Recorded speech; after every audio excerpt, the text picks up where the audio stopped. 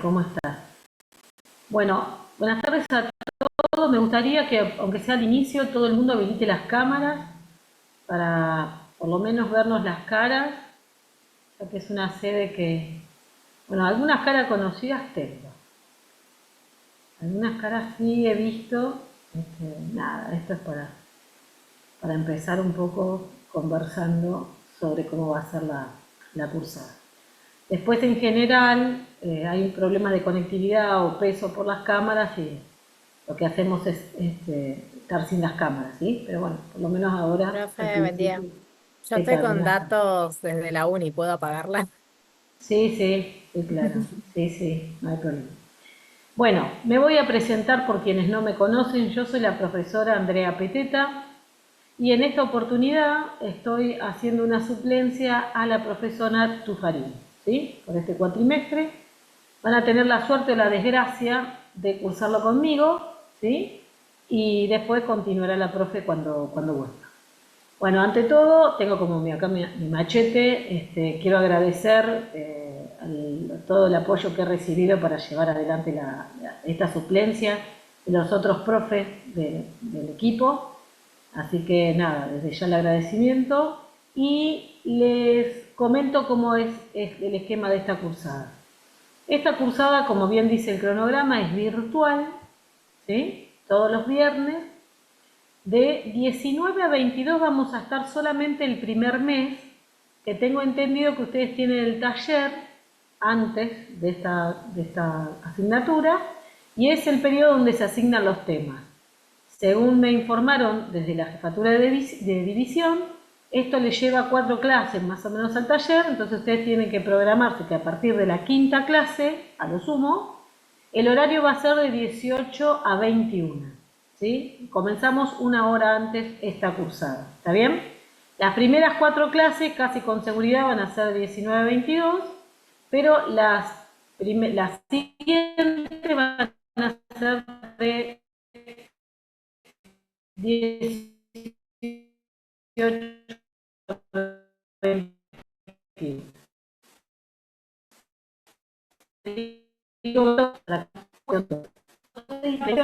¿Sí? El equipo de esta materia los conformamos la profe Karina Agostinelli y yo. Entonces, seguramente la presencia de ambas o de alguna de las dos, vamos a estar en la sede evaluando en forma presencial a ustedes, ¿sí? Por más que la asignatura se dicta en forma virtual, los exámenes se dan presencial en sede. Yo les he subido al campus un cronograma tentativo de clases.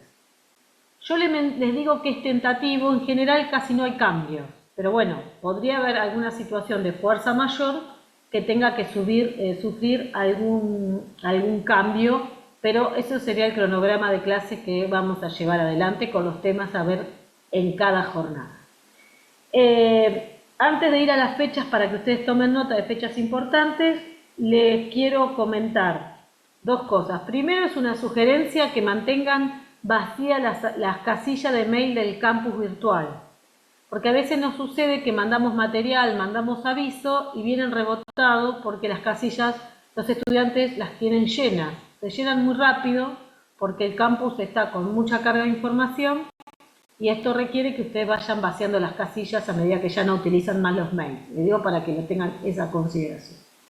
Y la otra consideración es que les voy a pedir por favor que la dirección del Zoom que les pasen en un Word y la guarden en su computadora. Traten de no ingresar directamente por el campus virtual o al menos tener el dato aparte. ¿Por qué? Porque a veces sucede que tenemos, o más de una vez, problemas de conectividad, de conexión, y si nosotros lo tenemos anotado en algún Word, en la computadora, podemos entrar de diferentes navegadores, ¿sí? Y ese problema de conectividad se puede solucionar.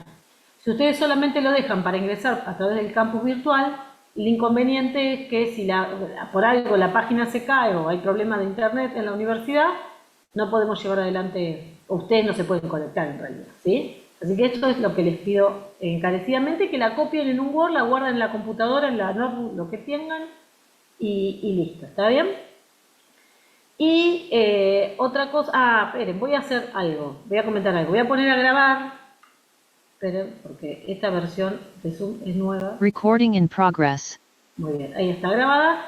Y otra cosa, ¿cómo nos vamos a manejar con el tema de la asistencia? Digo para que no empiecen a enviar a través del chat. A mí me exigen que yo les exija a ustedes la asistencia, ¿sí? Es un requerimiento de la universidad. Personalmente no lo comparto, pero lo tengo que cumplir. Así que, ¿cómo lo hacemos?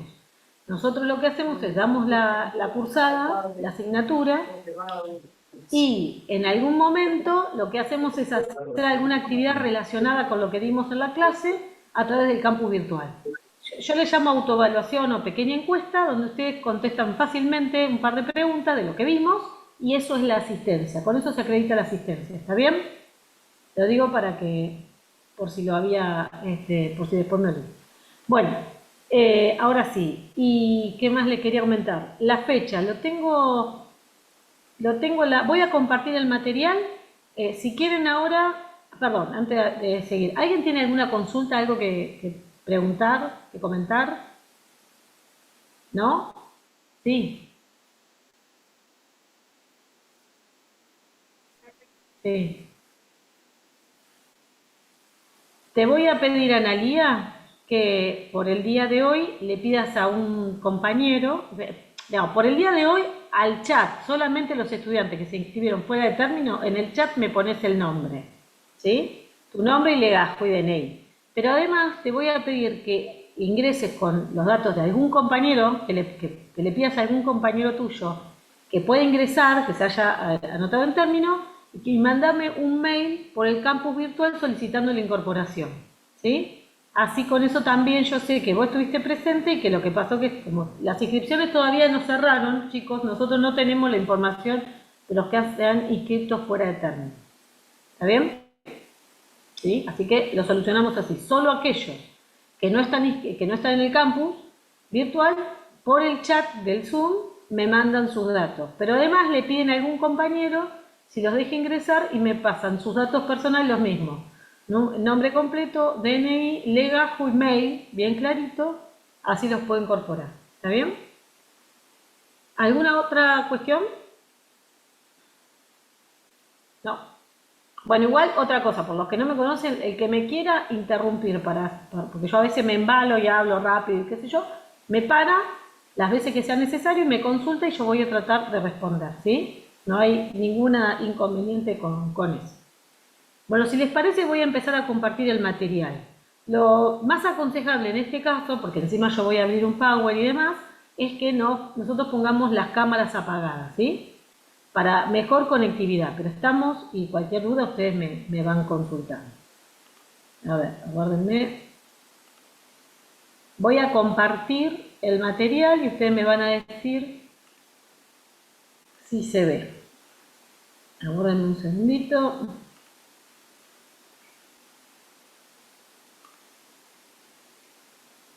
A ver, estoy poniendo en presentación. ¿Me pueden responder si se cambió a la hoja 2? Sí, profe. Sí. Bueno, muy bien. Entonces, esto es un poco lo que ya les dije. El primer parcial va a ser el 25 de abril, viernes. Segundo parcial presencial, 13 de junio, viernes. Y los recuperatorios, al menos teóricos, con la parte práctica la van a combinar con la profe Karina Agostinelli, ¿sí? Pero los recuperatorios, al menos los teóricos, si no son ambos los teóricos, más y los integradores que puedan quedar, el viernes 27. Esa es la planificación que ustedes tendrían que tener presente, ¿sí? Bueno, muy bien. Vamos a empezar a desarrollar el tema de la unidad de hoy.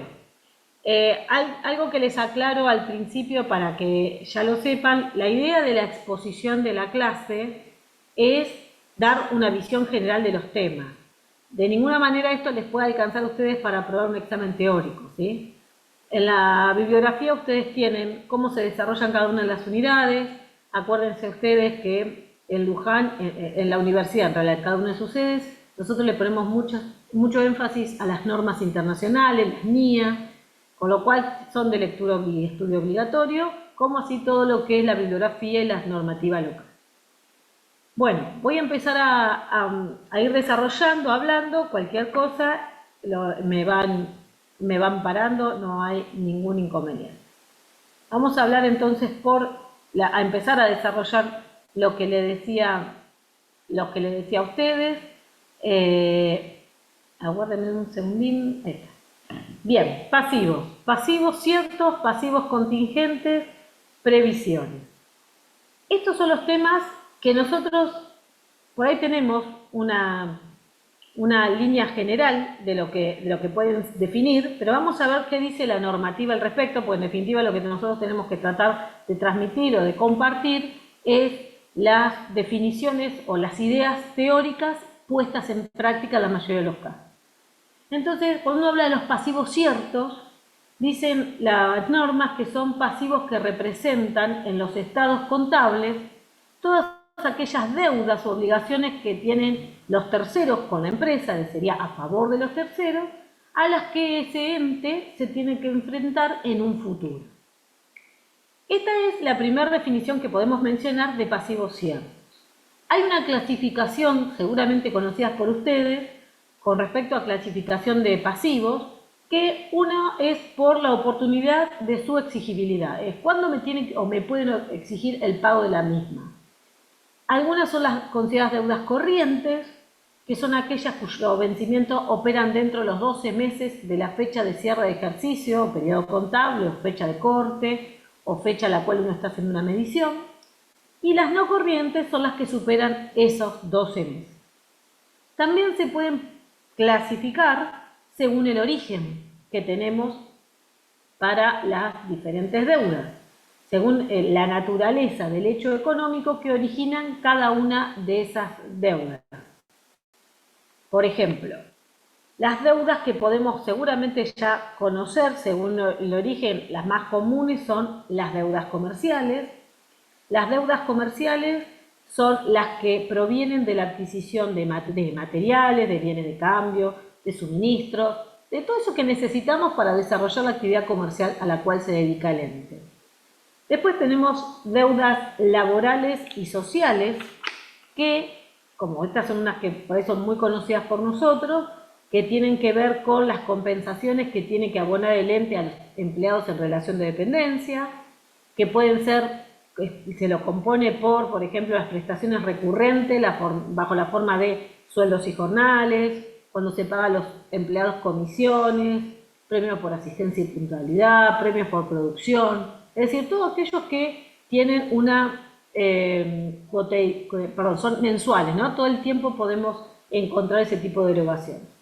Pero también están las que son beneficios complementarios a la relación de dependencia. Por ejemplo, el sueldo anual complementario, vacaciones proporcionales, gratificaciones especiales, o llegado el caso, si hay una desvinculación laboral, también se generan pasivos laborales que tienen que ver con la desvinculación, ¿sí? Con el término de la relación laboral. También podemos encontrarnos con tipos de deudas que son de origen fiscal, que son las que surgen de la aplicación de la legislación impositiva, legislación aduanera. En general son impuestos que gravan el patrimonio de un ente, pueden gravar resultados de un ente, operaciones del ente, y todo este tipo de tributos que se crean y que el ente por ahí se ve obligado a afrontar. Después podemos también tener deudas financieras, que son aquellas deudas que tiene el ente por haber necesitado captar y utilizar dinero de terceros, ¿no? O capital de terceros. Para empezar a entender esto, que empezamos por algo que parece bastante sencillo, que es la clasificación, que si uno se pone a pensar, son de fácil identificación el diferente origen de cada una de las deudas, es importante considerar o precisar con claridad cuál es el origen de cada una de esas deudas, para clasificarlas correctamente y para saber cuáles son las implicancias que tienen sobre el patrimonio del ente. Por ejemplo, las deudas financieras, ¿cuándo se generan? Cuando se toman los fondos o se reciben los fondos de las entidades que nos han otorgado esos préstamos. Las deudas comerciales, ¿cuándo se generan? Cuando se reciben los bienes o hemos gozado de la prestación del servicio de un determinado profesional, puede ser en forma total o parcial. Ahí se origina el pasivo. Las deudas sociales, ¿cuándo se originan? En el momento en que transcurre el tiempo, por ejemplo, de prestación de servicio de los empleados en relación de dependencia. Entonces, ahí es donde uno puede, con alguna claridad, identificar el momento de origen de cada uno de los pasivos. Identifica el hecho generador de esa deuda y entonces podría clasificarlo sin dificultad. Después tenemos cuáles son yo les voy diciendo porque me queda un poco la pantalla tapada los títulos, pero les digo lo que definen. Ahí, desde arriba, pasivos contingentes, que era otro de los capítulos de esta unidad. ¿Cuál es el tratamiento contable de los pasivos contingentes? Van a encontrar ustedes en la normativa que dice que son los efectos patrimoniales que puede ocasionar la posible concreción o falta de concreción de un hecho futuro que no está o no es posible que sea controlado por parte del ente emisor y que en ese caso va a tener el siguiente tratamiento. Los pasivos contingentes favorables solo se reconocerán en los casos previstos por la sección de impuestos diferidos, o sea, solo cuando los que previenen impuestos diferidos. Llegado el caso, la última parte de la clase de hoy, vamos a ver a qué se refiere. Y los desfavorables, ¿cuándo se reconocen? Cuando derivan de una situación existente a la fecha de los estados contables, cuando es probablemente alta que tenga efectos materiales desfavorables para el ente y que se los pueda cuantificar en moneda de curso legal de una forma adecuada. Y después aclara que el activo resultante de un efecto patrimonial favorable cuya concreción sea virtualmente cierta no se considera contingente y debe ser reconocido. ¿A qué se refiere con esto? Por ejemplo, si yo tengo un pasivo contingente favorable, en principio no se reconoce, salvo que esa situación contingente esté casi resuelta. Tengo un juicio en contra de la empresa, a favor de la empresa, que se dice que lo gana la empresa, mientras está el juicio que se dice que lo gana no puede registrar nada. Pero cuando está la sentencia del juez, dejó de ser una situación contingente y pasó a ser, supónganse, una sentencia a cobrar, un derecho a cobro. Eso sí tiene que ser reconocido, recién a partir de esa instancia, aunque falte mucho tiempo para que podamos cobrar ese juicio. Ya el derecho lo tenemos. Entonces, cuestiones a tener en cuenta. Cuando uno habla de contingencia, estamos hablando de hechos que existió un hecho generador previo. En el caso del juicio hay una situación de litigio previo, por ejemplo, aunque la resolución, desde el punto de vista de lo económico, aún no está resuelta. No sé cuánto me va a cobrar. Tengo un juicio en contra. Un ex empleado me hace un juicio. Yo tengo la situación porque ya tengo la situación de litigio, pero no sé cuánto me va a costar. No sé cuándo va a terminar el reclamo o cómo va a terminar. Entonces, en esa circunstancia, si no se puede cuantificar, se informará adecuadamente en nota. Pero siempre tiene que haber un hecho anterior ocurrido cuyo desenlace económico el ente no puede definir con certeza. Por eso surge la necesidad de evaluar cuál es la posibilidad de que el ente tenga que afrontar una consecuencia patrimonial a futuro. Esta es la diferencia con las deudas ciertas. En las deudas ciertas yo sé cuál es el monto de la erogación que tengo que afrontar. En este caso no, puedo tener una idea, pero no una estimación, pero no un cálculo certero. Las contingencias, ¿cómo se exponen? Como les decía recién, si tengo una probabilidad de ocurrencia remota, que no tengo ni idea cómo se va a resolver una situación de esta, no se exponen ni se contabilizan. Cuando yo tengo una probabilidad de ocurrencia que no es ni remota ni cierta, ¿sí? No puedo decir si va a ocurrir o no va a ocurrir, sé que algo va a pasar, pero no sé cuándo, ni cómo, ni cuánto, lo que hay que hacer es informar en nota. ¿Qué vamos a informar en nota? Lo que podemos. Vamos a informar que hay una situación, cuál es la naturaleza, cuál es la estimación del hecho patrimonial que podría ocurrir, si se puede cuantificar de alguna manera el importe, se describe con mayor claridad la situación, pero no se puede contabilizar porque no es creíble el monto que uno puede estar cuantificando. Y después están las que se pueden reconocer, son aquellas que son probables, cuantificables y de pérdida. Yo contablemente hago una registración, pero además en nota informo todo lo que les mencioné recién. El saldo, si hubo aumentos, si hubo disminuciones del saldo de contingencia, cuáles son las causas, cuáles son las razones fundadas que tengo para suponer que es una contingencia certera, o sea, que de cálculo creíble, fiable, ¿sí? Que hay una alta probabilidad que resulte con resultado adverso para el ente, lo tengo que poner en. Y la otra situación, la otro tema que le va a dar vueltas en la clase de hoy, que tiene que ver con las previsiones. Si ustedes buscan la definición de previsiones, van a encontrar que les va a decir que son partidas que a la fecha a los que se refieren los estados contables representan importes estimados para hacer frente a situaciones contingentes que probablemente originen obligaciones para el ente. Las estimaciones incluyen el monto probable de la obligación contingente y la probabilidad de su concreción. ¿Por qué previsiones? Digamos, cuando uno tiene una contingencia, lo que hace es estimar un monto, y ahí aparece la idea de previsión, ¿sí? Porque es una estimación. Bueno, bien, he hecho una presentación general de los temas de hoy. Vamos a empezar a ver qué dicen las normas al respecto, porque como les dije, tenemos que estudiar lo que dicen las normas.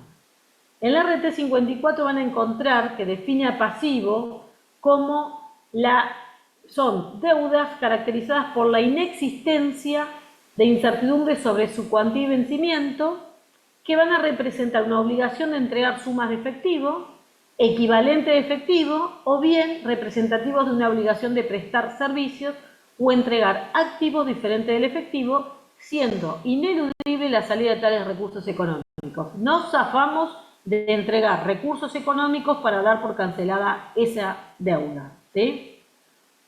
También van a encontrar que les dice dónde la tienen que exponer.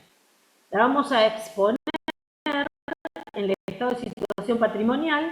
Se presentan los activos ciertos, los pasivos ciertos, que hay que separarlos. Si son pasivos, de aquellos que son previsiones, y además hay que dividirlos si son corrientes o no corrientes. Y entonces aparece acá tener claro el origen de cada una de las deudas, porque las normas nos piden que nosotros hagamos una adecuada imputación según sean el origen razonables unos con otros. Entonces separaremos las deudas con proveedores de bienes y servicios, de aquellos que son préstamos y deudas originadas por transacciones financieras, de aquellos que son deudas fiscales, deudas laborales, deudas con partes relacionadas u otras deudas. ¿Sí? Entonces, esto es un poco lo que veníamos diciendo. ¿Qué información nos dicen las normas que tenemos que revelar en las notas, los estados contables? ¿Cuáles son las políticas contables empleadas para medir cada uno de los pasivos? ¿Cuáles son las bases y los métodos utilizados para considerar cada una de esas mediciones que hicimos, sobre todo cuando tenemos estimaciones o sobre todo cuando tenemos una clasificación de corrientes o no corrientes? De cada uno de esos pasivos, el ente va de mayor envergadura, ¿no? Haciendo una clasificación general. A veces lo que se requiere es, por ejemplo, si tenemos deudas bancarias, sobre todo van a encontrar esto en los balances, que esté separado por el plazo, cuáles son las deudas de la parte corriente, cuál es la parte no corriente, cuál es el origen del préstamo, a cuántas cuotas se sacó, cuántas cuotas se han pagado al cierre, si hubo o no un plazo de gracia, ¿sí? Cuando el pasivo tenga tasas de intereses implícitas o explícitas, tenemos que exponerlas, ver si hay cláusulas de actualización. Si yo tengo pasivos garantizados con algún bien, es decir, alguna hipoteca, alguna prenda, tengo que anotarlo, dejarlo adecuadamente revelado y ver cuál es el activo que está afectado por este gravamen. Digamos, tengo que dar la mayor cantidad de información posible para que el lector entienda qué tipo de deudas tiene que afrontar la empresa. ¿Cuáles son las importancias de las partidas que tenemos acá?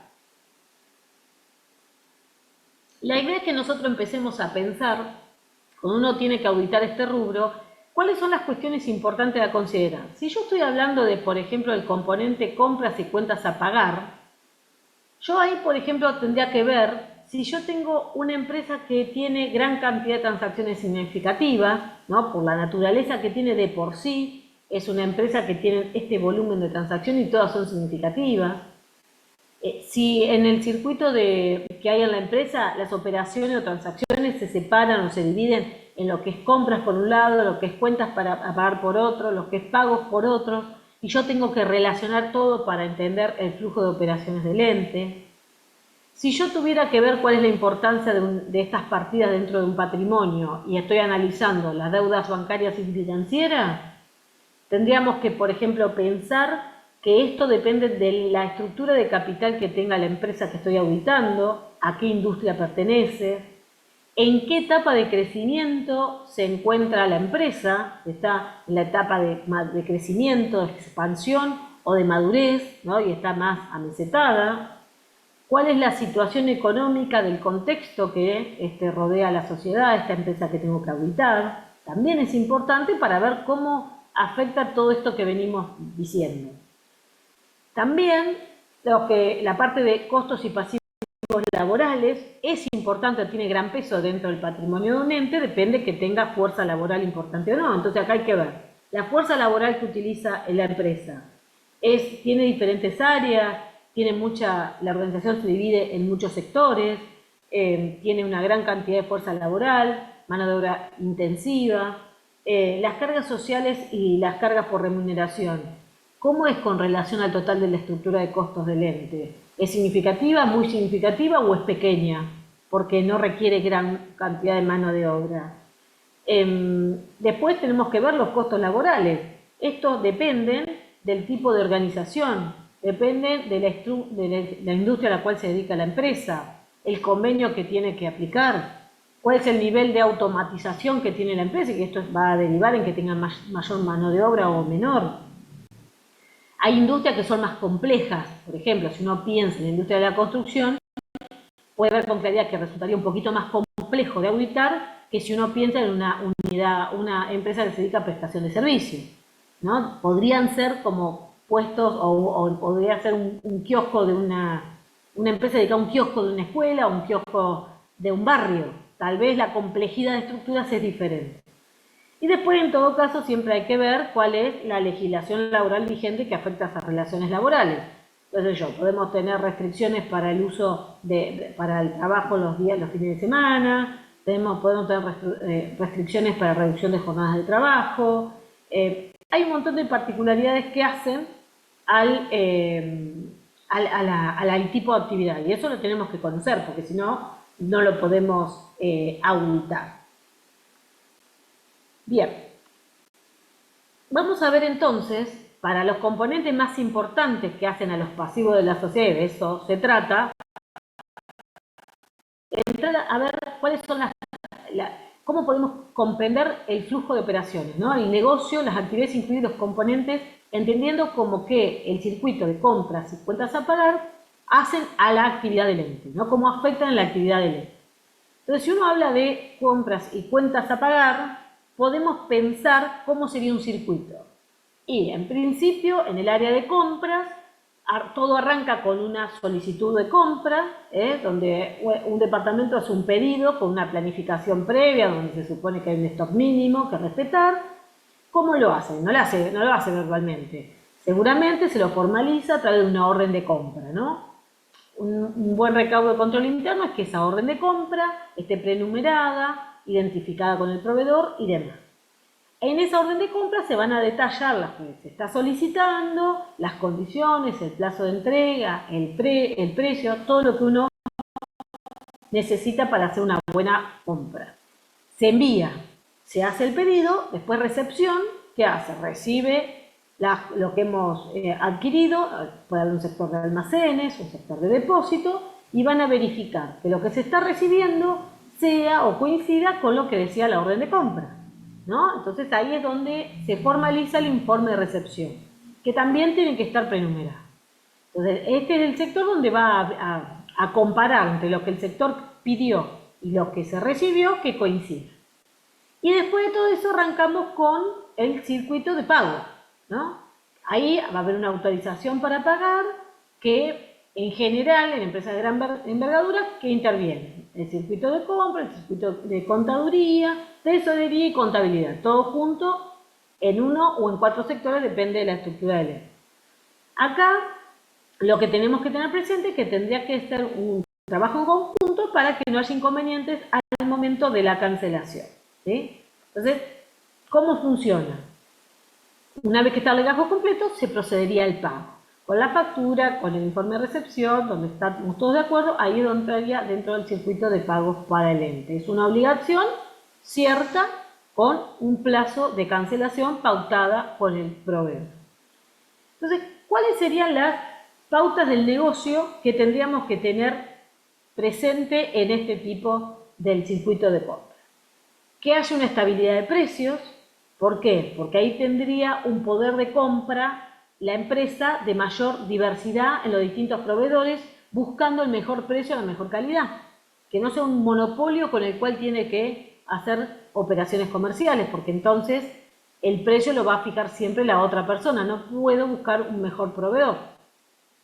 Que haya fiabilidad de abastecimiento y previsibilidad de los plazos de entrega. Esto sucede, se cumple.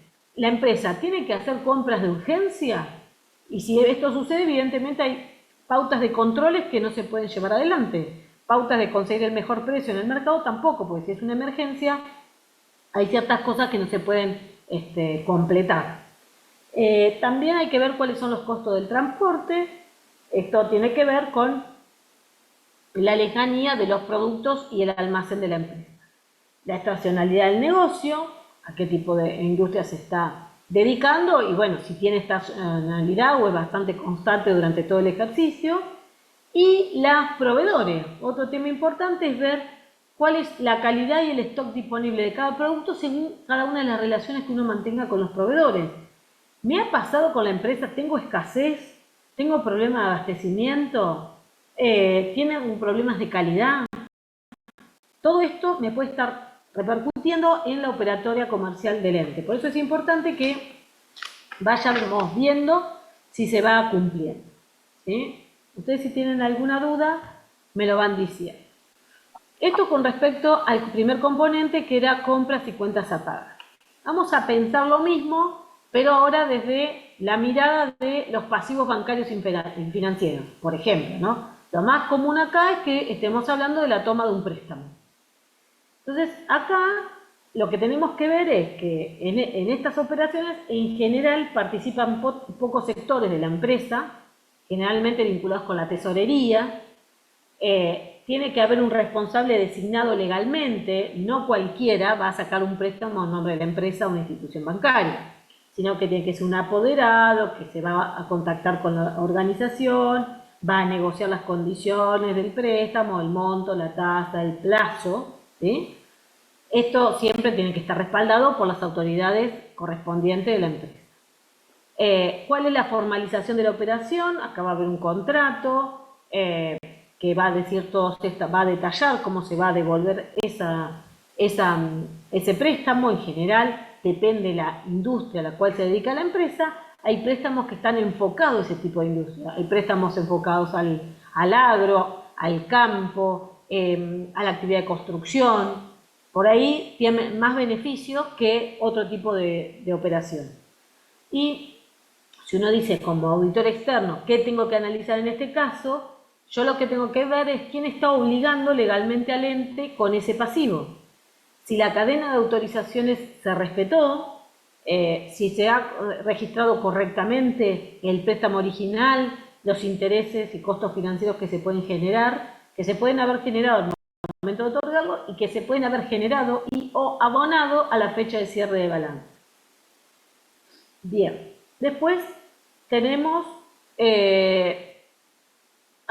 ¿cuáles serían las pautas del negocio? Me las había olvidado. Es el alcance de las líneas de crédito disponibles, a tener en cuenta, que no todas las empresas acceden a la misma línea de crédito y condiciones, que es un poco lo que les decía recién. Y también hay que ver las políticas gubernamentales,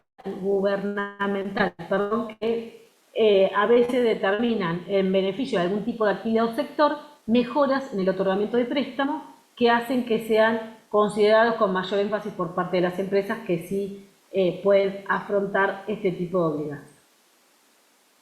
Bien. Después, si uno analiza la última clasificación de los tipos de pasivos ciertos, estamos viendo que es los relacionados con los costos y pasivos laborales. Acá lo que hay que tener presente como mayor complejidad, si ustedes quieren, es cómo se realizan las altas del personal, cómo se formalizan los ingresos, cuáles son las características de las personas que ingresan a la empresa en función de la industria a la cual se dedica el ente, necesitan más conocimientos, menos conocimientos, ser gente más proactivo, son gente estable que lo único que hacen es una misma tarea repetitiva, qué nivel de educación necesitan las personas, lo que fuere.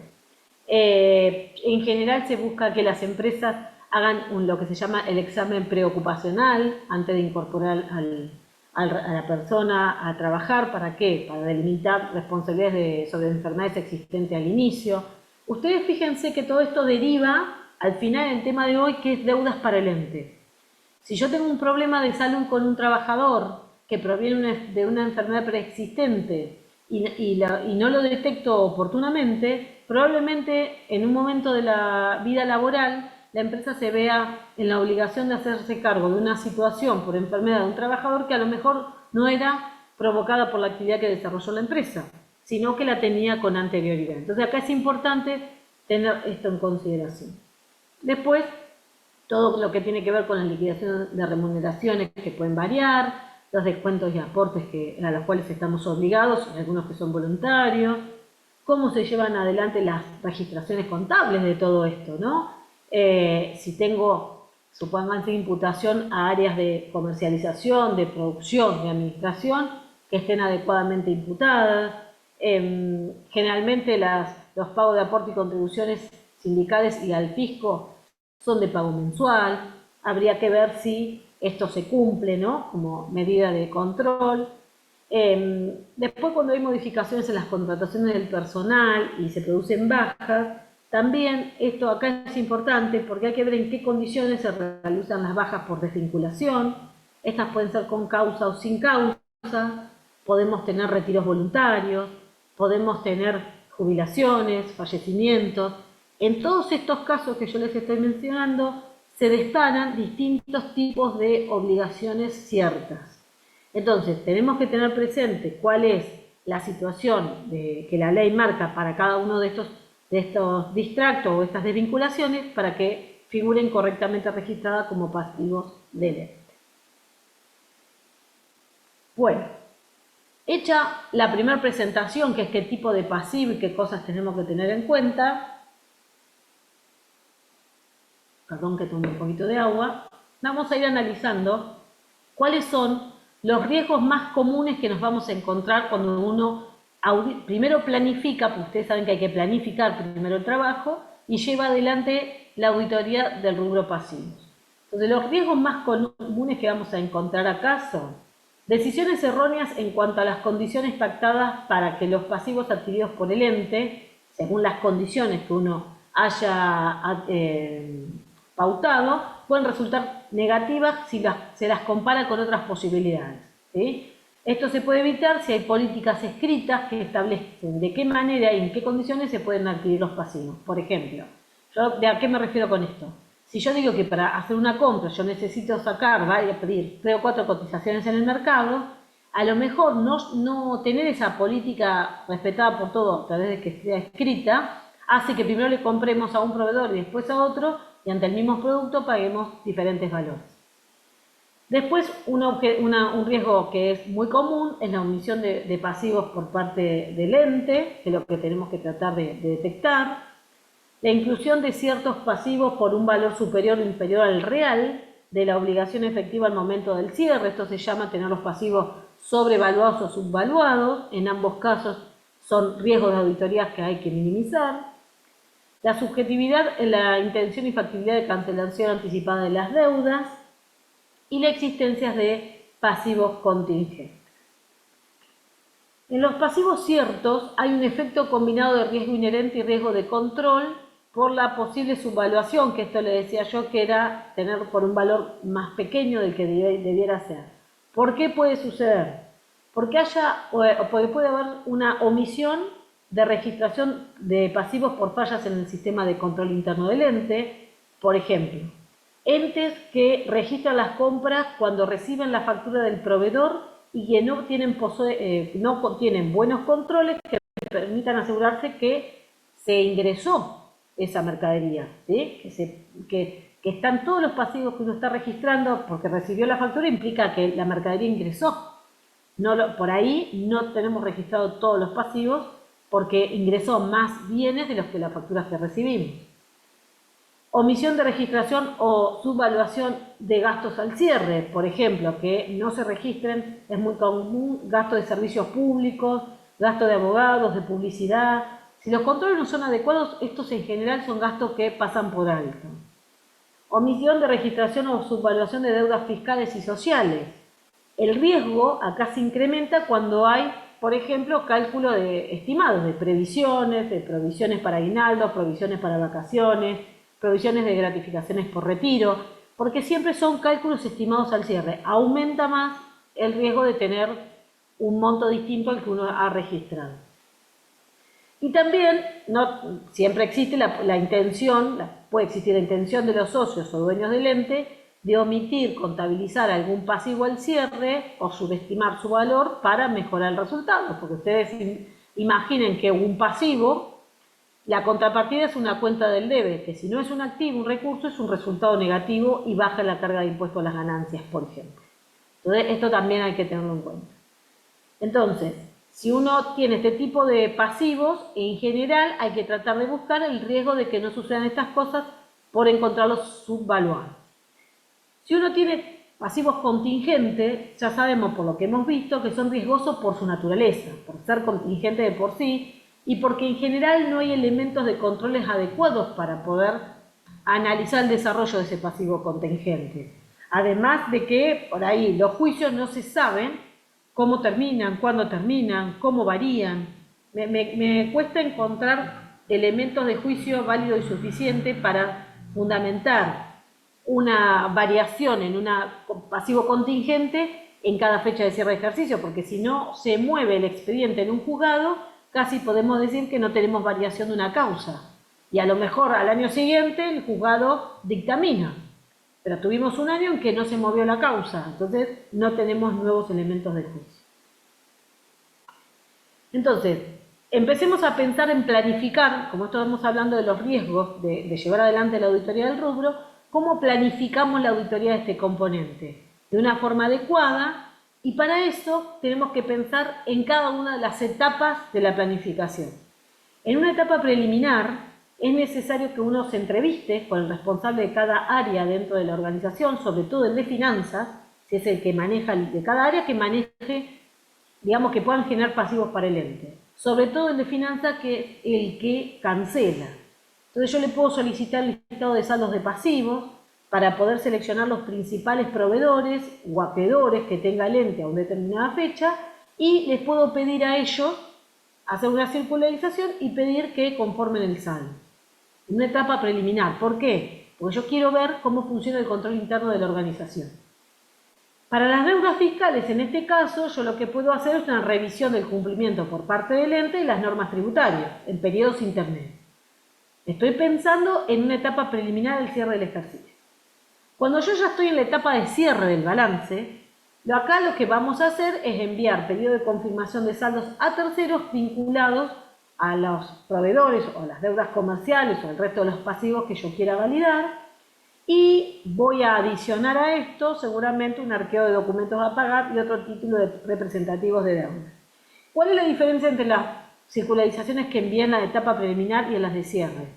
En la preliminar me sirve para saber cómo funciona el control interno del ente y en función de ese análisis yo puedo saber al cierre a qué proveedores voy a circularizar, si es que lo hago por muestra y no hago todo el universo de proveedores que tiene la empresa, ¿sí? Después tenemos una etapa posterior, que es donde yo voy a conciliar los saldos de la contabilidad con los documentos arqueados, con las confirmaciones de terceros. Acá voy a aplicar como procedimiento complementario el análisis de hechos posteriores para ver si se cumple lo que dijo la empresa, si yo por ejemplo, no recibí todas las confirmaciones, a lo mejor con un hecho posterior puedo validar un saldo. Todo esto se tiene que ir analizando en función de la información que yo tenía. Se genera entre la fecha de cierre del ejercicio y la fecha del informe del auditor. Bien, si yo estoy, por ejemplo, en una empresa que tiene deuda financiera, además de analizar los resultados de las circularizaciones con las entidades financieras, yo podría pedirle al ente que me muestre los contratos de otorgamiento de los préstamos para analizar las condiciones, la devolución, si hay plazo de gracia de intereses, si hay interés resarcitorio, punitorio, simple, variable, para ver si el ente está adecuadamente registrando todo lo que tiene que ver con eso. Y lo mismo vale para las deudas laborales. Tendré que ver de qué tipo de deuda estoy hablando para ver cuál es la normativa que hay que aplicar. Bueno, si alguien tiene alguna duda me dice, ¿sí? Si no, yo avanzo. En un proceso de auditoría, y esto es más para repaso, pero necesito que ustedes se pongan en contexto para entender lo que estamos pensando, hay un proceso de planificación donde uno ¿qué hace? Determina los procedimientos que va a realizar a través de la planificación estratégica o detallada. Después tenemos un trabajo de ejecución de esos procedimientos que yo predeterminé aplicar. ¿Para qué? Para obtener elementos de juicio válido y suficiente que me vayan dando una idea de cómo se comporta el componente, y eso me va formando mi carpeta de papeles de trabajo, y con todo eso yo llego a una conclusión, que es donde se emite una opinión basada en todas esas evidencias o elementos de juicio que yo fui recabando en cada uno de los procedimientos que apliqué. De eso se basa o se nutre y se obtiene el informe del auditor. Entonces, haciendo esta consideración, vamos a pensar cómo se planifica la auditoría del rubro. Como yo les decía, hay una planificación estratégica. En ella, ¿a qué nos vamos a dedicar? A conocer el ente con profundidad, a ver cómo funcionan los controles, cuál es el negocio y cómo funciona el negocio al cual se dedica, el sector, cómo funciona el ente propiamente dicho en ese negocio, es un monopolio, es un oligopolio, está atomizado en un montón de empresas que prestan el mismo servicio o venden el mismo producto en determinada zona. ¿Cuál es el enfoque de riesgo entonces que voy a aplicar en función de que yo resuelva que los controles internos son buenos? Tendré confianza en los controles y haré pruebas de menor alcance. Si los controles son malos, no voy a confiar en los controles y aumentaré el alcance de las pruebas. Entonces acá empezar a identificar cuáles son los controles claves es muy importante para el trabajo de la planificación. Y después vamos a la planificación detallada, donde sobre cada uno de esos componentes en particular que identifico, el auditor ¿qué va a hacer? Centralizar todos los esfuerzos en las áreas que haya detectado como de mayor riesgo, sobre la base de la información que ha obtenido del balance. Y ahí, ¿qué es lo que va a intentar? Va a intentar de poder validar la veracidad. Entonces va a determinar si la empresa es propietaria y posee todos los activos y pasivos que ha contabilizado, si esos pasivos son reales, si existen, si las transacciones contabilizadas son razonables, están fundamentadas con documentos, están autorizadas debidamente. Después la integridad. Analiza si las transacciones están todas contabilizadas, están contabilizadas en las cuentas correctas, por los montos correctos, adecuadamente acumuladas y en el periodo que corresponde. Acuérdense que estos son los objetivos de auditoría, que el interior era el más difícil de todos, más complejo de validar. Y después tenemos la evaluación y exposición. Esto es, si las operaciones están correctamente calculadas, medidas, expuestas por el monto apropiado, de acuerdo a la naturaleza que tiene cada uno de los pasivos. Dijimos, ¿se acuerdan que eran por compra de bienes, laborales, fiscales, los que fueran? Y si están correctamente medidos expuestos según las normas contables. Entonces, estas afirmaciones, todo esto que estamos diciendo, me sirve para determinar, sobre la base de conocer los riesgos inherentes y de control de la empresa, qué grupo está más afectado por la presencia de determinados riesgos de haya una incorrección material, y entonces voy a elegir consecuentemente los procedimientos de auditoría que mejor me parezcan para bajar ese riesgo, para mitigarlo. Entonces voy a decir si voy a aplicar procedimientos sustantivos, pruebas de saldos, procedimientos analíticos sustantivos, o procedimientos de cumplimiento, cumplimiento de controles claves dentro de la organización. Bueno, a mí en general me gusta, y en la medida que puedo lo hago, ponerle ejemplo a lo que estoy diciendo. Entonces vamos a tratar de pensar esto que estábamos diciendo desde un ejemplo. Utilicé un ejemplo para las deudas comerciales porque por ahí es el pasivo más reconocido por todos nosotros. Entonces, si uno tuviera que verificar veracidad dentro de proveedores, por decir un tipo de deudas comerciales, ¿qué haríamos? Verificaríamos si las compras representan bienes recibidos con dominio transferido por el ente, si los pagos realizados están adecuadamente autorizados. Si yo tuviera que analizar la integridad dentro de este componente, si yo analizo, por ejemplo, las deudas, digo, ¿están adecuadas e íntegramente contabilizadas y adecuadamente acumulados los saldos? ¿Se han registrado en el periodo que corresponde según se ha recibido la factura y las mercaderías y las facturas? Si yo tuviera que analizar valuación y exposición, veo, por ejemplo, si hay descuentos, si hay ajustes, si hay intereses, si hay actualizaciones, en el caso de que existieran, ¿están correctamente calculados, medidos, expuestos, según indican las normas contables vigentes y según podría haber un acuerdo privado entre partes? Esto con respecto a cumplimentar el requisito que les decía, los objetivos de auditoría. Si uno quisiera pensar cuáles son los riesgos inherentes que pueden presentarse en este componente, podríamos pensar que si tienen materiales comprados que incluyen partidas de gran valor, por ejemplo, se dedican a comprar oro, metales preciosos, en ese caso, el auditor deberá hacer un análisis más detallado de las compras más significativas, porque cualquier compra pesa mucho sobre el patrimonio. Si existen transacciones significativas con compañías vinculadas, ahí el auditor debe analizar potenciales transferencias de ingresos entre las compañías vinculadas y ver cómo impactan según la normativa, ¿sí? Si hay principales proveedores que experimentan dificultades financieras o tienen huelgas que amenazan el suministro hacia el ente, ¿qué tiene que hacer el auditor? Y deberá realizar un análisis de posibles problemas de abastecimiento que van a afectar el desarrollo de sus actividades y el cumplimiento de sus compromisos con sus clientes. En definitiva, lo que se van a perjudicar son los clientes de nuestra empresa. Ahí es donde tenemos un problema importante. Entonces, riesgo inherente, seguimos viendo, se realizan compras en moneda extranjera significativas a mediano y largo plazo y hay un contexto de inflación. ¿Qué va a hacer el auditor? Debe realizar un análisis para aplicar procedimientos específicos para verificar que este tipo de operaciones se lleven adecuadamente, el tipo de moneda extranjera utilizada, el tipo de cambio y que no haya alguna política gubernamental que haga un impacto significativo en esto, por ejemplo, una devaluación. Eso es con respecto al riesgo inherente. El riesgo de control, por ejemplo, si tiene significativo aumento de cantidad de asientos de ajuste, sobre todo sobre cierre de ejercicio, ¿qué hace? El auditor debe analizar si son razonables. Otra cuestión que puede pasar, que haya muchas compras procesadas de manera diferente a la habitual, y otra vez pensando en el cierre del ejercicio, ¿qué tiene que hacer el auditor? Tiene que rever el procedimiento. ¿Por qué hay tantas compras de cierre de ejercicio? Me registran un montón de compras del cierre de ejercicio.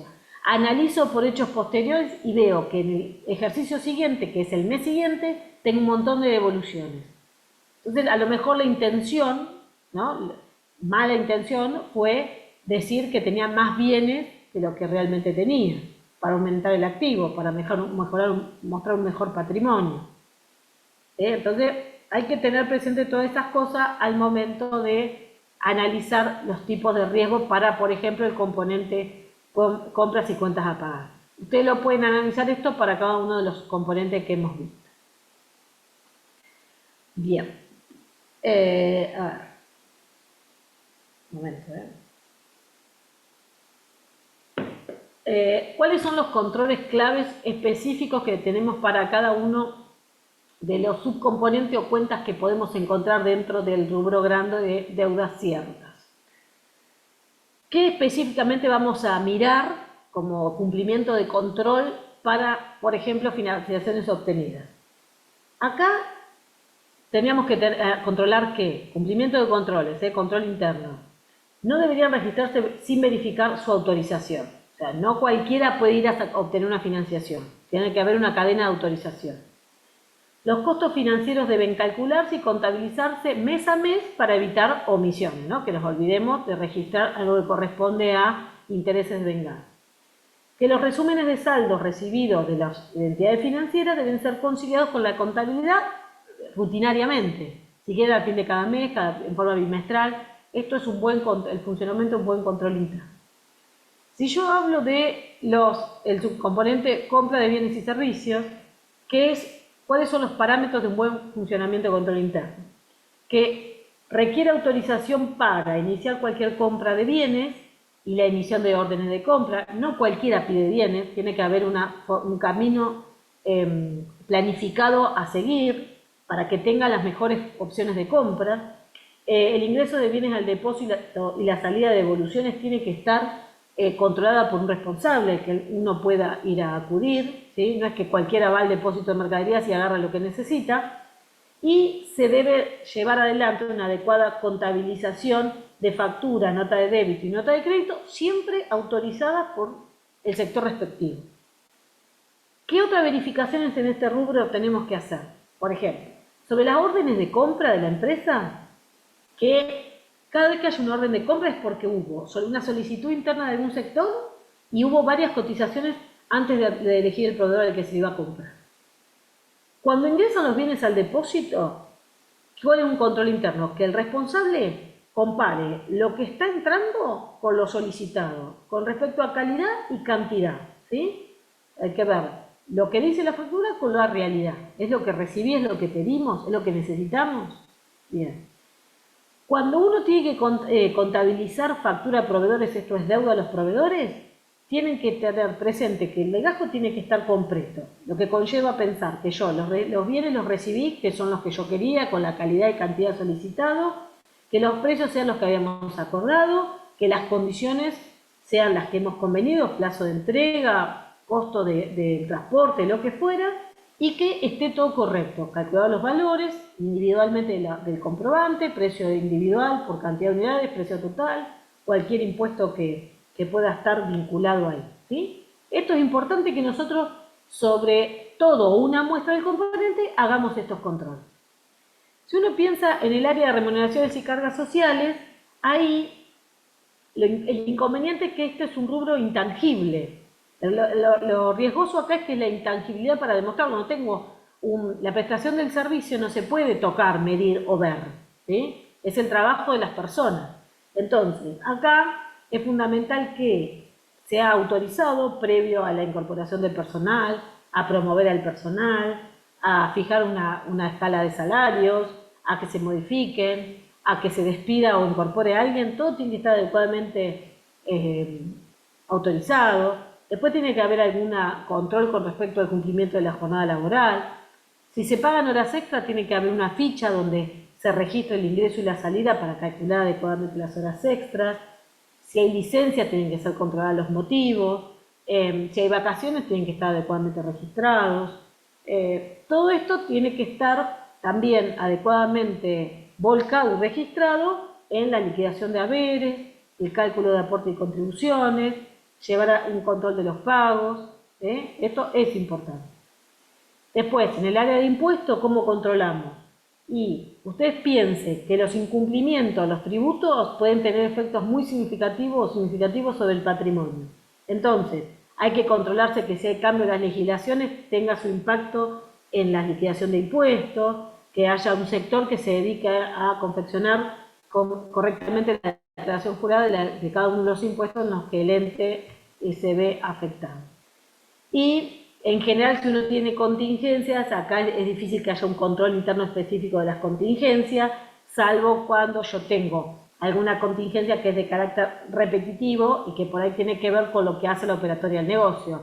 Por ejemplo, si es una empresa que otorga algún tipo de garantía por defecto de productos, por ahí, de determinados productos, sabe que puede tener un margen de defectos. Eso es una contingencia que por ahí es más sencilla de controlar. Bien, después tenemos cuáles son los controles claves y los fraudes más comunes que encontramos o que podemos encontrar. Dentro de las compras, que haya un manejo restrictivo de los proveedores y sus cuentas, ¿sí? O sea, que no hay una adecuada separación de funciones. Esto puede ser un problema o no, depende cómo esté armado. Acá lo que estoy hablando es quien hace la solicitud de compra, que no tenga relación con los proveedores, quien realiza el pago y quien registre las operaciones. Tendrán que ser personas diferentes.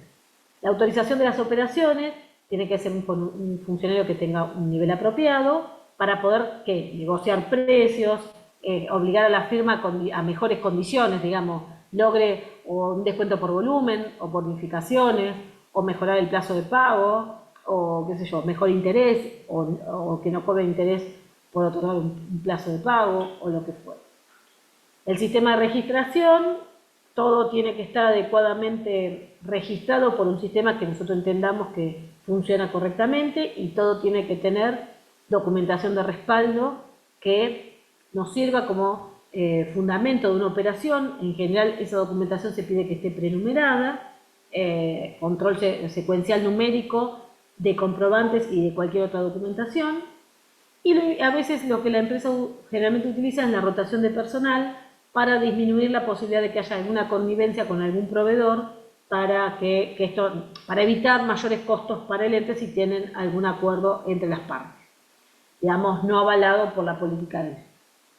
Los fraudes más comunes, un poco que se deriva de esto que les estaba comentando, crean compromisos inexistentes para quedarse con los pagos, o sea, registro un pasivo que no existe y me quedo con el pago. Incrementar ficticiamente las obligaciones por la misma finalidad, o a veces, si nos ponemos de acuerdo con el proveedor, hacemos una facturación con sobreprecio a cambio de una comisión.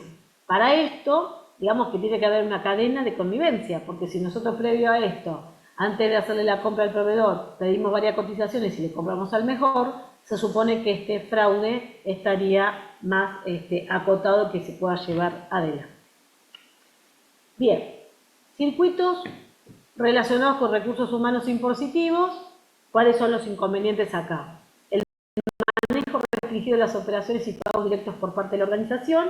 Acá, un buen control interno implica que quien realiza las liquidaciones y confecciona los borradores de las declaraciones juradas no es la misma persona que paga o realiza un web y paga, ¿sí? Acá se habilita, lo más conveniente es habilitar cuentas bancarias para acreditar directamente remuneraciones a cada beneficiario, ¿no? En el caso de pasivos laborales, directamente que le acrediten al trabajador, y las obligaciones al fisco o a los sindicatos se paguen en forma electrónica, por transferencia, por emisión de cheque, por lo que fuera. Entonces es más transparente todo. Las condiciones de los liquidadores, acá es importante que el liquidador de sueldo entienda la confidencialidad de los datos a los cuales accede, que sea alguien que tenga buena formación en la materia, que se vaya actualizando con los cambios normativos que implican, por ejemplo, cambios de salario, de las escalas salariales, de las condiciones de cada convenio. Es importante que lo tenga bien presente para no tener ningún inconveniente con los empleados, ni con el fisco, ni con los sindicatos, ni con la ART. Después, las autorizaciones de las operaciones siempre tienen que estar autorizadas por el nivel respectivo, siempre por un nivel superior, si estoy hablando de altas y bajas de personal, rotación, despido. Siempre es importante que nosotros conozcamos como auditores la normativa laboral vigente para poder comparar esto. Si uno en este sector quiere hablar cuáles son los fraudes más comunes, por ahí a veces sucede que se liquida en exceso los saberes de los trabajadores en connivencia entre el liquidador y el empleado que lo recibe. Algo que no lo dije acá y lo digo siempre, pero me olvidé, es que el auditor tiene una situación de que va a desconfiar de todo en primera instancia. Ese excepto se llama escepticismo profesional, que es desconfiar de todos los datos que nos dan a primera instancia y que después las evidencias nos indiquen lo contrario. Por eso vamos a pensar que en la información que nos dan para auditar puede haber errores y que nosotros lo tenemos que detectar. No vamos a dar por válido ningún dato hasta que nosotros no hagamos los procedimientos y los validemos. Por eso podemos pensar que puede haber un liquidador que trabaje mal y esté en acuerdo con algún empleado y liquiden mal los sueldos. Puede ser una situación o puede ser que no, pero nosotros podemos pensar en ese escenario para aumentar las pruebas de auditoría y evitar que haya una incorrección ahí y nosotros no detectamos. Bien, procedimientos de cumplimiento. Ya estamos hablando ahora otra vez en general, ¿no? Para las afirmaciones relacionadas con los préstamos financieros, ¿qué vamos a mirar?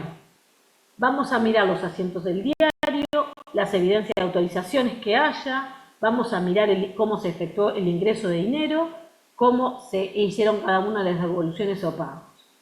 Vamos a examinar los contratos con los bancos, obteniendo una copia. Vamos a hacer un recálculo de los intereses devengados. En el caso de instrumentos financieros con que opera la empresa, que pueden ser pagaré, obligaciones negociables, voy a ver aquellos que le han sido devueltos al acreedor porque han sido cancelados y que hayan sido inutilizados, puedan mirar que han sido inutilizados, no que fueron cargados otra vez ese pasivo dentro de la empresa, que se cumpla con las normas formales de facturación y siempre, no es menor, comparar los cálculos matemáticos en cada uno de los documentos comerciales con los cuales nosotros nos encontremos. No es menor que ustedes sepan que puede haber errores ahí. Intencionales o no, puede haber errores ahí. Para la compra de bienes y servicios, ¿qué vamos a hacer? Vamos a observar que los asientos tengan constancia de la autorización y reflejen de dónde surge la documentación, que yo pueda ir a hacer una trazabilidad de la operación, registrada, voy a buscar el documento, voy a buscar el legajo y tengo todo completo el circuito. Eso lo tengo que poder hacer. Además, voy a verificar en la documentación respaldatoria que haya sido sellada para evitar su doble contabilización, que los importes facturados en concepto de impuesto y percepciones respondan a lo que las normas vigentes obligan, que se cumpla con las condiciones formales y otra vez calcular la exactitud de los cálculos. Para remuneraciones y cargas sociales, ¿qué voy a verificar? Voy a cotejar los asientos verificando la autorización y que los importes respondan a la documentación. Voy a verificar que las remuneraciones devengadas en estado de resultado tengan una planilla de remuneración que lo respalda, es decir, que surja lo mismo que el libro de sueldos o hojas móviles en su reemplazo o el libro de sueldos digital, que haya cargas sociales que yo pueda verificar haciendo cálculos matemáticos según las obligaciones que tenga la empresa, que haya órdenes de pago versus recibos que yo pueda verificar y un detalle de las transferencias que se han realizado a cada una de las cuentas bancarias y yo pueda constatarlas. Voy a revisar el detalle de las remuneraciones que le pagan a los trabajadores, puedo hacer pruebas globales, puedo seleccionar algunas y comparar los datos con los recibos que hayan sido adecuadamente transferidos a cada uno de los dependientes. Son cosas que yo, no todas, pero algunas puedo hacer. Para impuestos tengo que saber que en realidad son pocos y pueden examinarse casi en su totalidad. ¿Yo qué tengo que hacer? Cotejar los saldos y los movimientos con la documentación respaldatoria, por ejemplo, las declaraciones juradas confeccionadas, los REP pagados, los tickets y demás. Y para las contingencias, lo que puedo hacer es comparar los saldos iniciales con la evidencia de auditoría que pueda tener de una contingencia anterior o todo el legajo que pueda haber completado.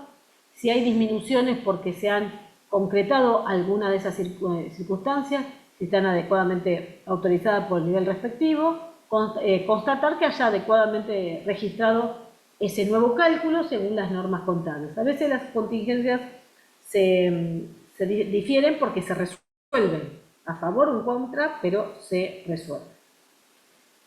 Bueno, si no hay ninguna pregunta, sigo. Prueba de validación de saldo. ¿Qué prueba vamos a aplicar? Prueba de validación de saldo, recuerden ustedes, es pruebas sustantivas. Vimos de cumplimiento recién, ahora vamos con pruebas sustantivas. La primera es la circularización en pasivos. Esto lo voy a repetir, ya lo vieron en Auditoría 1, que consiste en solicitar confirmaciones a los saldos adeudados a los proveedores y acreedores que tenga la empresa. Una de las características de las cuentas a pagar es su intangibilidad, lo que no hace posible que apliquemos procedimientos de inspección ocular para la comprobación de su existencia. Por eso es importante que utilicemos las confirmaciones de modo de que sean un elemento más probatorio del saldo al cierre. La fecha a que se refiere el pedido de confirmación no tiene necesariamente que coincidir con la fecha de cierre del ejercicio. Si yo confío en el control interno, puedo hacer pruebas preliminares, pero lo más aconsejable es que sean los más cercanos a la fecha de cierre. Otro aspecto importante es elegir qué tipo de circularización le voy a enviar al proveedor. Recuerden que puede ser que yo le requiera respuesta positiva, requiera después respuesta solo si está en disconformidad, que es la negativa. En la directa es positiva directa cuando yo le digo el saldo y positiva ciegas cuando yo le digo infórmeme usted el saldo. ¿Sí? No le doy ningún dato. A veces se le solicita al proveedor que incorpore el movimiento de la cuenta corriente con el fin de poder descubrir más fácilmente cualquier discrepancia que tengamos entre la contabilidad.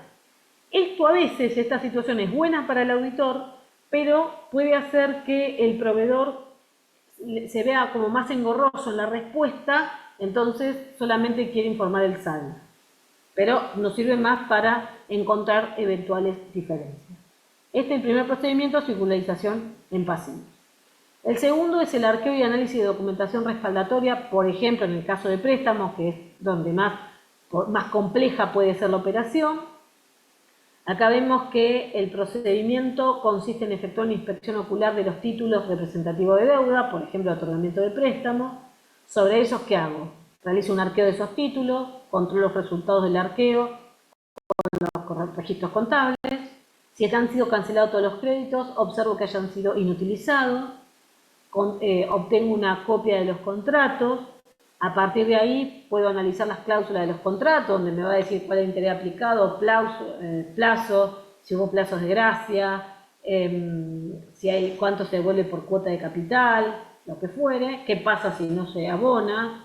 Hay que controlar que se hayan devengado intereses al cierre y tener en cuenta las restricciones, en este caso, que tienen que figurar en las notas, adecuadamente reveladas notas, como dijimos al principio. Después otro procedimiento, esto estoy hablando de procedimiento de validación de saldo, procedimientos sustantivos, son las pruebas globales de medición contable y reproceso de valores actuales. ¿De qué se trata esto? Se trata de analizar la composición de los saldos a la fecha de cierre, comprobar que los datos sobre intereses referidos a las deudas y el periodo sobre el cual estos han sido calculados sean correctos. ¿Esto cómo lo hacemos? Llevamos adelante pruebas matemáticas de cálculos efectuados, pruebas aritméticas y lo cotejo con las condiciones pactadas. A veces el método es sencillo y se puede controlar fácilmente con la documentación de respaldo. También es importante analizar la intención y factibilidad de cancelación anticipada por parte del ente mediante la revisión de políticas sobre deudas y análisis de hechos posteriores. ¿Y esto por qué? Porque tiene que ver muchas veces con la evaluación del rubro al cierre. Hay que analizar la evaluación sobre los diferentes tipos de pasivos y las diferentes evaluaciones según las normas, porque en muchos casos depende de la intención del ente para saber cuáles son las formas de cancelación. Esto es importante para saber si está correctamente medido al cierre. Después tenemos análisis de pagos posteriores. Todos estos son procedimientos que se repiten mucho de la parte de auditoría 1, la parte teórica, pero aplicado al rubro que nos convoca, que es deuda. La primera comprobación que podríamos efectuar es establecer que el saldo adeudado fue posteriormente cancelado con normalidad, verificando pagos posteriores. Esto es más sencillo. Si no han producido pagos posteriores o esto nos cubre en la totalidad del saldo, ¿cuáles son las partidas cuya existencia subsisten deudas? Hay que analizar para ver si tengo la documentación de respaldo. Por ejemplo, el remito de informe de recepción para verificar la entrega del bien que no se paga por una fecha posterior al cierre en forma inmediata. Por ahí, supónganse que la factura dice que se compró y se va a pagar dentro de 6 meses. Y el informe del auditor es al cuarto mes. Está bien que ese saldo no esté cancelado, ¿sí?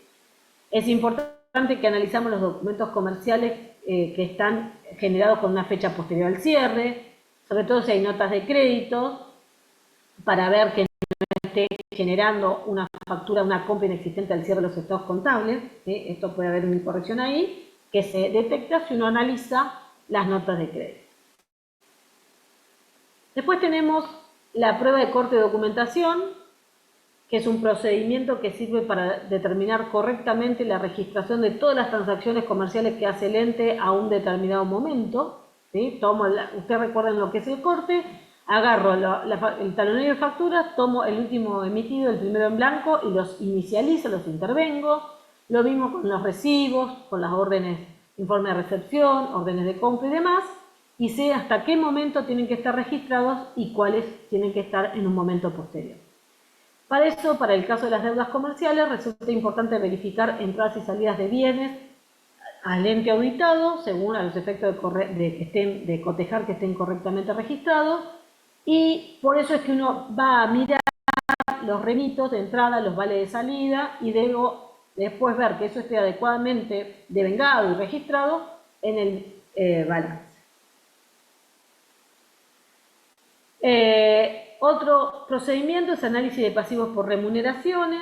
Estoy mencionando un montón de procedimientos sustantivos que se pueden aplicar para validar pasivos. Vamos a comprobar los saldos por remuneraciones que puedan surgir por pago inmediato con las planillas de liquidación que le dio en origen. Hay que observar si hay mayor pago posteriores que los comprobantes que uno pueda recibir. Observar que los pasivos incluyan todo aquello devengados por servicios prestados hasta la fecha de cierre. Acá es importante saber que como tenemos al tercero empleado en relación de dependencia, es también un factor de control para el cumplimiento de los pasivos por remuneración. Lo que pasa es que, por ejemplo, hay que verificar que la planilla de liquidación mensual coincida con el libro de sueldos o su reemplazo, y esto por ahí el trabajador no lo puede hacer, pero sí te va a controlar si le pagaste o no en fecha, si se pagaron o no los aportes, si se pagaron o no los sindicatos, porque le puede repercutir en problemas al trabajador. Entonces enseguida uno puede tener un testeo ahí o un tercero que me confirma esa situación. Y siempre hay que controlar que se paguen en términos de aportes y contribuciones porque hay multas por pago fuera de término. Sobre todo cuando uno tiene remuneración de terceros, dinero de terceros retenido.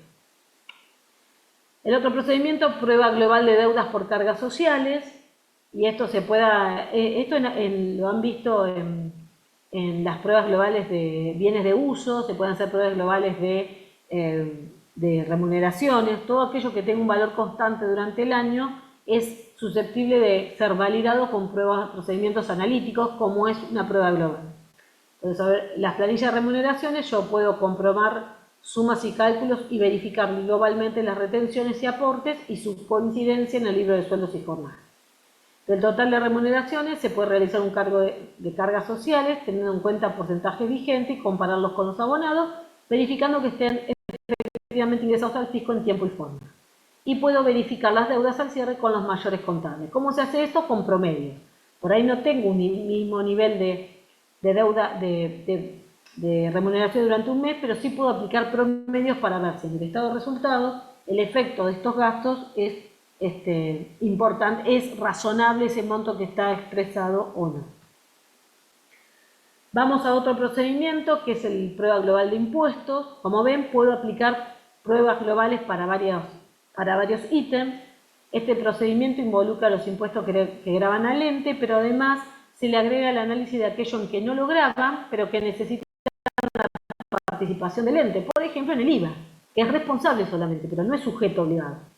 Esto implica la verificación del correcto devengamiento de impuestos y la determinación de las consecuencias financieras, entre ellas la de pasivo.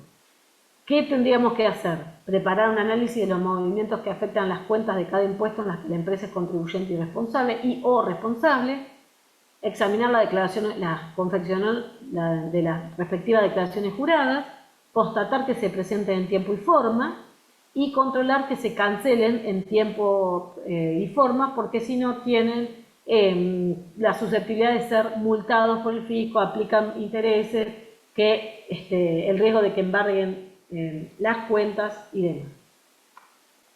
Después tenemos otras deudas. En este caso, las pruebas sustantivas sobre otras deudas, debo examinar la documentación del respaldo de la existencia de ese otro tipo de deuda. Si es posible, puedo solicitar una confirmación escrita al acreedor, por ejemplo, un préstamo hipotecario, podría ser un préstamo financiero por entidad que no es bancaria. Revisar las constancias de pagos efectuados con fechas posteriores al cierre y conciliar los registros contables de la empresa auditada con esa documentación de respaldo.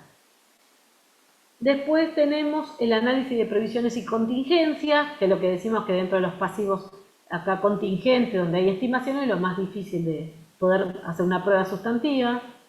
Para esto es importante prestar atención a todas aquellas contingencias en las cuales puede estar involucrado la empresa, dado que es un hecho que ya ocurrió, cuya resolución desde el punto de vista económico no se resolvió y no sé cómo se va a resolver, es necesario evaluar la probabilidad de ocurrencia de ese hecho económico en un futuro. ¿Cómo lo podemos hacer? Y podemos pedir confirmaciones a sindicatos, obra social, RT, organismos recaudadores, o puedo recurrir a la carta de los abogados para que me indiquen cómo está la situación litigiosa en la cual la empresa es parte.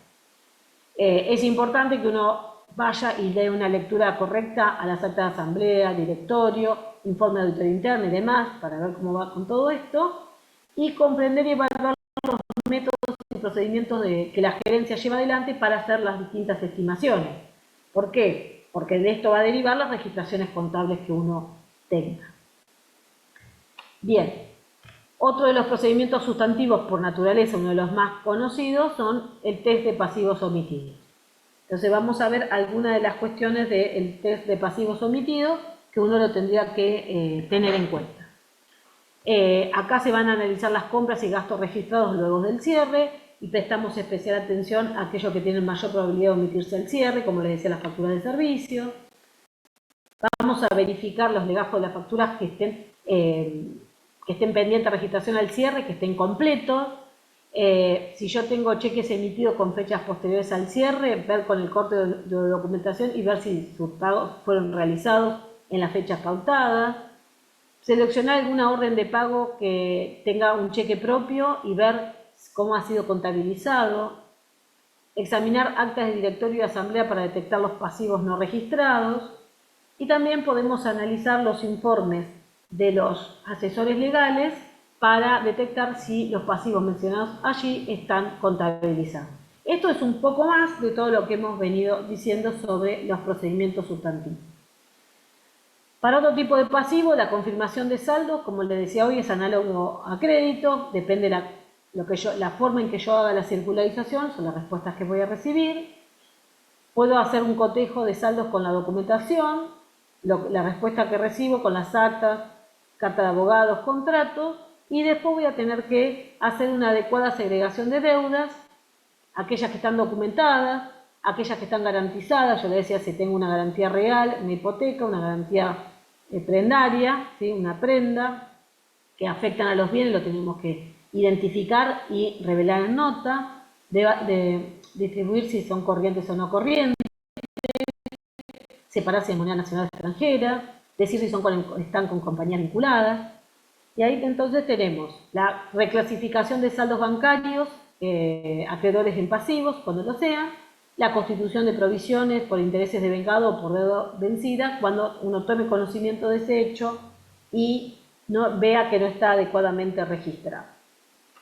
¿Cuál es el enfoque de auditoría para cada uno de los componentes? Si yo hablo de deudas comerciales, el mejor enfoque es el sustantivo y para las cuentas a pagar. Y para las compras y los pagos, si yo confío en los controles, puedo hacer un enfoque basado en cumplimiento. Para las deudas bancarias, si yo tengo una importancia relativa importante sobre la significatividad, voy a hacer un enfoque sustantivo de mayor alcance. Si es poco el volumen, puedo hacer un enfoque sustantivo de menor alcance. Cuanto más sea elevado el volumen, yo voy a poder combinar de mejor manera prueba de cumplimiento de controles y prueba sustantiva con el alcance limitado en función de la envergadura de la deuda bancaria o financiera. Eso depende de que yo la evaluación de los controles haya dicho si funcionan bien o mal. Para los costos laborales, en general, se utiliza un enfoque de confianza en los controles con pruebas de cumplimiento y alguna prueba de razonabilidad, pruebas globales, y si detecto que me dan mal, haré alguna prueba sustantiva con algún alcance. Aquí les decía, porque acá tenés a los empleados que les interesa que, por ejemplo, sus remuneraciones se paguen en término, entonces un control efectivo no documentado por parte de un tercero que hacen que de alguna manera el ítem se lleve al día, ¿no? Porque no me permite tener demasiada deuda al respecto. Las pruebas de auditoría que nosotros podemos tener, habíamos dicho, sustantivos, ustedes recuerden, de validación de saldos, nosotros tenemos las indagaciones al personal, tenemos los procedimientos analíticos, la inspección de documentos respaldatorios de otros registros contables y las confirmaciones externas. Y de Profe, cumplimientos, de controles claros. Sí, perdón. eh, ¿puede decir qué sería como procedimiento analítico? Que me faltaría.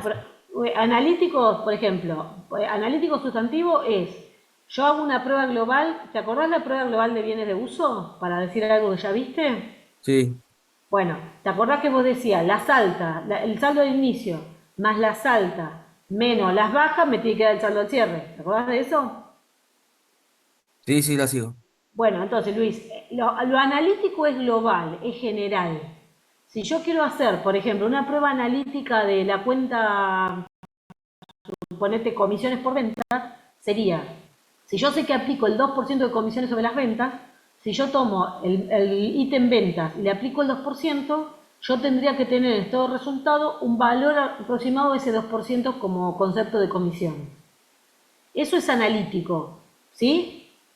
Son controles generales, grandes, globales, donde a mí no me dé ese 2% un valor razonable al que yo estimé, tengo que aplicar procedimientos sustantivos con mayor alcance. Ya tengo que ir mes a mes viendo cuáles son las imputaciones contables en la cuenta comisiones que no representan el 2% de las ventas. ¿Entendido, Luis? Sí, la seguí, profesora. Yo tenía entendido como que un procedimiento analítico, una prueba analítica tenía que ver con comparaciones con fechas Claro. pasadas, comparaciones con cosas anteriores. No No, necesariamente, no. tiene que ver, analíticos tienen que ver con cosas más generales y grandes. Después tenés los procedimientos de detalle, se lo llama, sustantivos de detalle, donde vos vas con mayor profundidad a comprobar un saldo específico. El analítico es, por ejemplo, yo comparo el saldo de proveedores al cierre del ejercicio anterior. Suponete que, voy a decir que el saldo de proveedores al cierre del ejercicio anterior es el 10% del pasivo, ¿no? Y durante el ejercicio se mantuvieron constantes las compras y las ventas, suponete que hubiera estacionalidad, entonces voy a decir, bueno, al cierre yo tendría que mantener las mismas condiciones de pago a proveedores, el mismo porcentaje de deuda al cierre. Un procedimiento analítico es ese, es decir, en líneas generales, si yo hice lo mismo que antes, yo tendría que arribar a un resultado parecido al de antes, en porcentaje, ¿no? Y resulta que puedo avalar que llego o puedo que no. Si es que no me da lo mismo, a mí se me representa una luz amarilla. No quiere decir que necesariamente haya una incorrección, pero a mí me requiere que yo haga mayores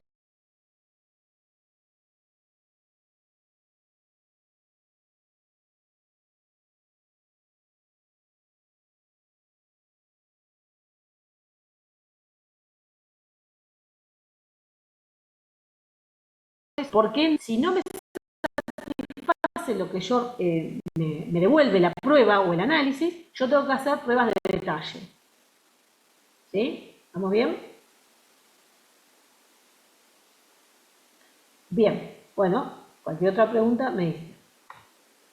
Después tenemos, para los pasivos, ahora en un ratito vamos a cortar. Quiero llegar a un tema y hacemos un pequeño break. Bien. Para los pasivos comerciales, voy a hacer un simple ejemplo. Por ejemplo, si uno dice pruebas analíticas, puedo comparar los montos del año anterior con el vigente y con el presupuestado. Si yo quiero pensar en una prueba de cumplimiento, puedo pensar en chequear razonabilidad y efectividad de revisiones gerenciales de los estados contables, si lo comparan con lo presupuestado y algún otro dato financiero que pueda tener. O puedo revisar si la gerencia ha hecho un seguimiento adecuado de los cambios en los volúmenes de compra, en los precios o en las cantidades. Esto puede ser visto así.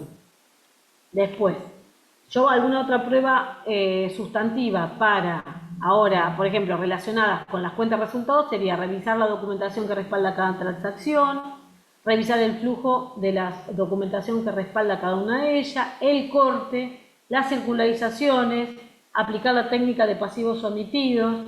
Todo esto tiene que ver con lo que les mencionaba recién, ¿sí? De cómo llevamos adelante distintos procedimientos para validar los saldos. Bien, vamos a ver, después tenemos para deudas financieras, ¿qué procedimientos analíticos puedo llevar adelante? Puedo hacer el análisis comparativo entre los montos del periodo corriente y del anterior, ingresos por préstamos, préstamos respecto al total del patrimonio, préstamos comparados con el total de pasivos, revisión de asientos de ajustes por registración de préstamos, si tiene un cambio de tasa de interés, cómo es la relación de los resultados generados por esos préstamos y si lo puedo comparar por los mismos préstamos calculados en un momento anterior. Esto también se puede llevar adelante. Después tenemos prueba de cumplimiento para deudas pasivas, por ejemplo, chequear efectiva realización de ciertos controles, revisar que la gerencia realice un seguimiento de los presupuestos comparados para las deudas financieras, si son razonables, verificar conciliaciones de préstamos con los mayores y con la información detallada de la contabilidad para ver que estén adecuadamente registrados y que esté avalado por un funcionario de nivel. Y siempre que las conciliaciones del mayor general con los subdiarios que pueda tener la empresa sean realizadas y aprobadas por el nivel respectivo. Bien, a ver, de transacciones y de saldos. Bien, ya casi llegamos a terminar lo que quiera dar la primera parte de pasivos. De transacciones y de saldos, como les decía, sobre una muestra de documentos representativos de operaciones de deudas bancarias y financieras, podemos verificar la exactitud matemática, comparar la documentación de respaldo, comparar los montos con lo que se ha recibido, investigar si hay diferencia o partida conciliatoria entre ambas cuestiones, revisar acta de directorio o de asamblea donde se aprueban esos préstamos, los pagos y compararlo con lo que realmente sucede, recalcular intereses en relación a la documentación de respaldo y ver que esté adecuadamente contabilizado, comparar los pagos con la documentación de respaldo, procedimiento para las deudas laborales analíticos, son solicitar explicaciones sobre el movimiento no esperado o abrupto de cambio con respecto a lo presupuestado, ¿sí? Deudas laborales, acuérdense, deudas sociales, salarios y demás, revisar asientos por costos laborales para identificar si hay montos significativos que puedan resultar inusuales, porque hubo tantas desvinculaciones, porque hubo tanta rotación de personal o incremento de valores, si está adecuadamente justificado, considerar la razonabilidad global de los costos de remuneraciones, haciendo una prueba global de sueldos y jornales, como les mencionaba que lo van a ver en la práctica. De cumplimiento tenemos chequear la efectiva realización de controles indicados por la compañía relativo a informes que tengan que ver con cuáles son las horas extras que están trabajando efectivamente, cuáles son los empleados que ganan más según su categoría, cuáles son las fluctuaciones en el monto global por empleado, por qué sucede todo esto. Esto tiene que estar adecuadamente contabilizado y respaldado. Y para una muestra, yo lo que podría hacer en ese caso, de una muestra de empleado, comparo la documentación de respaldo con el pago. Por ejemplo, horas extras tiene que tener una ficha donde dice todas las horas extras que hizo. Si se paga por productividad, tiene que haber un seguimiento del mayor productividad generado. Hay que comparar el pago neto con el transferido a través de las cuentas bancarias, el recibo contra lo que dice la transferencia. Si hay imputaciones contables de pagos brutos que sea apropiado, si ese gasto se imputa a determinados sectores, también que esté correctamente imputado. Si se emplean provisiones de aguinaldo, vacaciones, gratificaciones y las cargas sociales, que estén adecuadamente calculadas, ¿sí? Eso es importante que lo tengan presente. Bien, bueno, vamos a hacer un pequeño corte acá. Voy a dejar de compartir. Ahí está. Bueno, hasta acá hicimos lo primero de los temas, el más fuerte, que tiene que ver con el tipo de deuda. Yo traté de mostrarles el tipo de deuda, los distintos procedimientos de cumplimiento y sustantivo que se podrían aplicar, y para cada uno de esos tipos grandes de deuda, que es las pruebas que podemos aplicar para auditar correctamente el rubro, ¿sí? Si quieren paramos 10 minutos, son 9 menos cuarto, menos 5, nos volvemos a conectar y continuamos con la parte que resta, ¿sí? Entonces espero 9 menos 5, 20:55, arrancamos de nuevo. Ok. Gracias, profe. A ustedes.